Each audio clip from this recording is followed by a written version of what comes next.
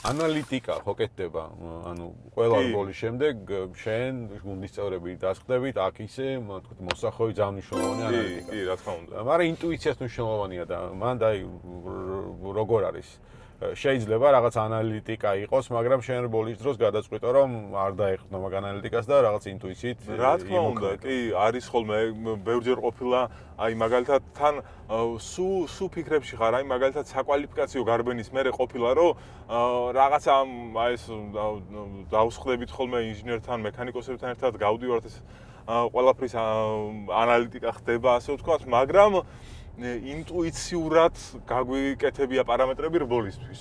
იმიტომ რომ რაღაცა დონეზე ამ ანალიტიკამ შეიძლება არ იმუშაოს, იმიტომ რომ სწორი პარამეტრი ვერ გადავეცი, შეიძლება მე ინჟინერს ან ინჟინერმა სწორი პარამეტრი ვერ დამიყენა და იმ კონკრეტული ავტოდრომისთვის და კიდევ ამას ამ ანალიტიკას ცოტა შეიძლება ინტუიციამ ზოგჯერ აჯობოს ხოლმე, იმიტომ რომ ყველა მრბოლელს თავისი ტარების სტილი აქვს.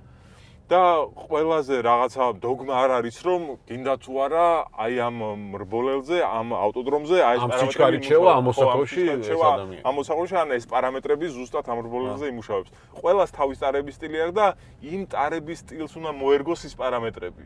ესეც ძალიან მნიშვნელოვანია. და ამ სპორტულ ავტომობილს ეს პარამეტრების გაკეთება ის ვარიაცია აქვს 1000-ნაირი. და ან ყველაფერი ერთად ან მაგით ვარ რთული რა, ყველაფერი ერთად აი იდეალურად უნდა მუშაობდეს და მორგებული იყოს.